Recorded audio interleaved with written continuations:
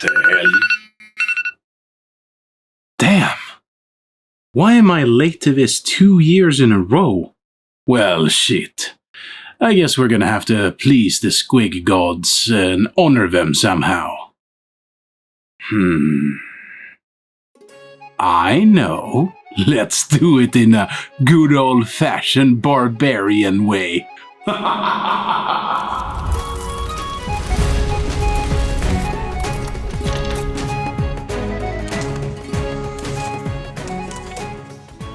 Hi good folks, my name is Leif and I want to welcome you to my YouTube channel called Devs and Dice. Today I'm going to show you how I honored the great Squig Lord by making this small diorama. Just before we get into it, I see that only a small percentage of my viewers are actually subscribed to my channel. Please do me a favor and subscribe to the channel. Remember, it is free and you can change your mind at any time you want. So, way back when I painted up some Space Hulk Terminators and Gene Steels for my friend, I got all of his old minis. And these two little buggers looked the part. They were Squigs indeed. Now the basis said 1984, which I thought was pretty old, almost as old as I.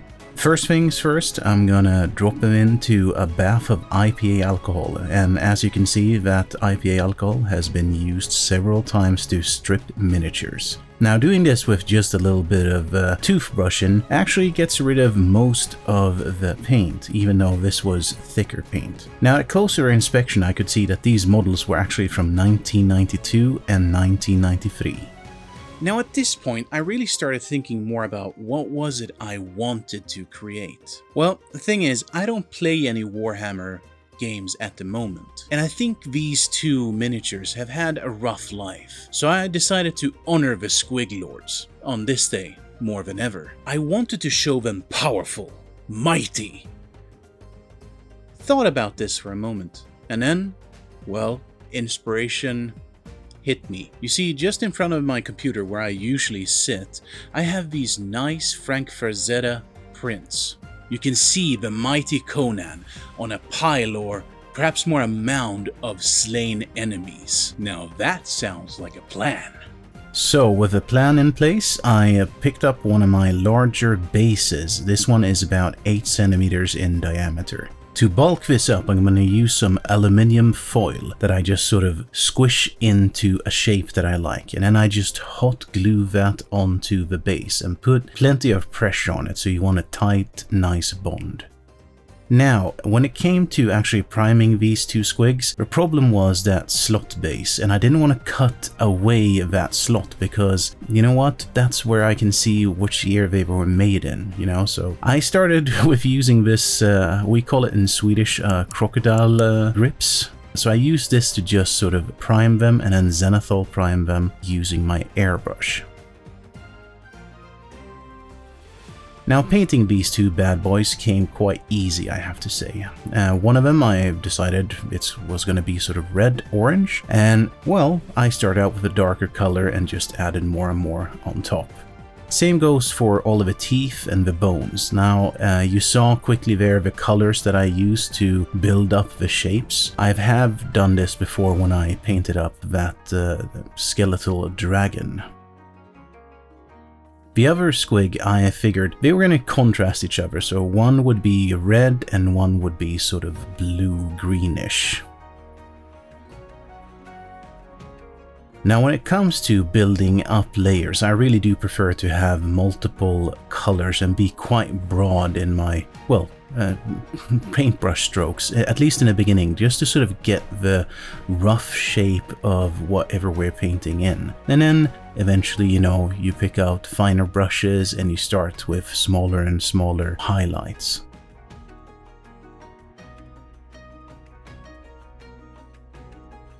Now here I'm even coming in with some purple just to reinforce the shadows a little bit, just to give it a little bit nicer depth. Now when it came to the gums or the fleshy parts, the main paint I went with was Screaming Pink, and then I just lightened it up with more white or off-white to get some more shades. I think that's it for this red-orange one. Now when it comes to the blue one, that one was a little bit more complicated because it had lots of different horns on the body, but you know, I used the exact same thing I did with the teeth just to get those penciled in. Now when it came to the skin of this one, oh, that took quite a while, but I essentially did the same thing. I went over all of the different scales and then went brighter and brighter. For the actual base, I'm gonna come in with some of that Vallejo thick mud, and I'm just gonna do a basic first cover of this onto the base. And here, I'll be honest, here's where you're soon gonna see where I sort of screwed the pooch, but I repaired quite quickly.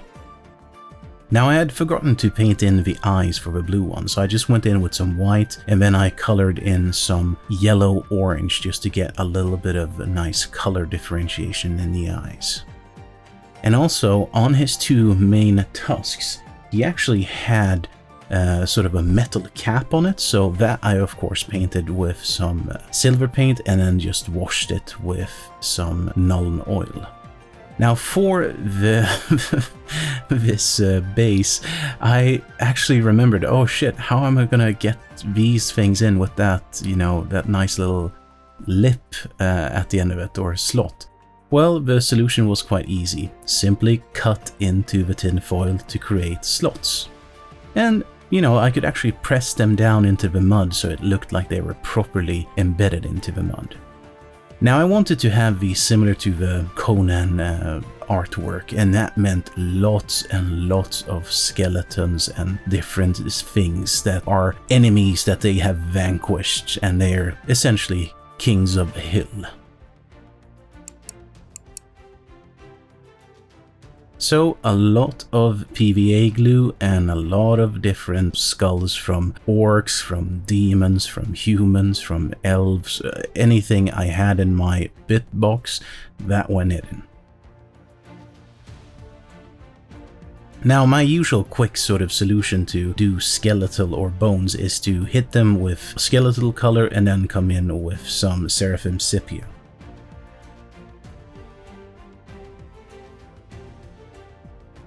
Just to finish off the base, I'm coming in with a second, much thinner coat of that mud, just to sort of embed all of the skeletal parts properly into the mud.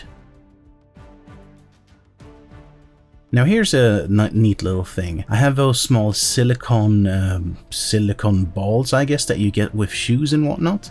And I wanted the red one because he looks so dopey and smiley. I wanted him to drool a little bit.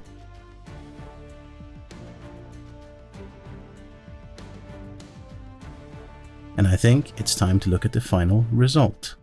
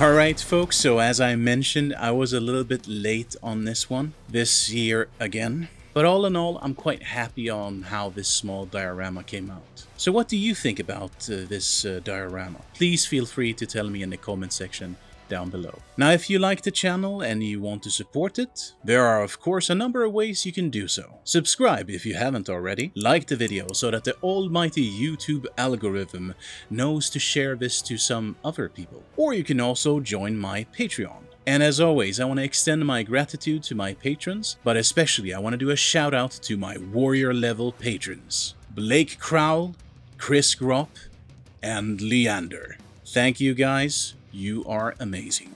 There's a bunch of other YouTube creators making content for Squig Day. Do me a solid one and have a look at my description where I link to some of them. So with this, I want to thank you so much for watching. I hope you have a great day, stay safe, and I will see you in the next video. Today I'm going to show you how I honored the great... Today I'm going to show you how I honored the great squid. Not the squid. Today I'm going to show you how I honored the great... What day is it today? It is Squig Day. It is time to go to the Squig Day. Come on, let's do it. Hurry. Why? Squig.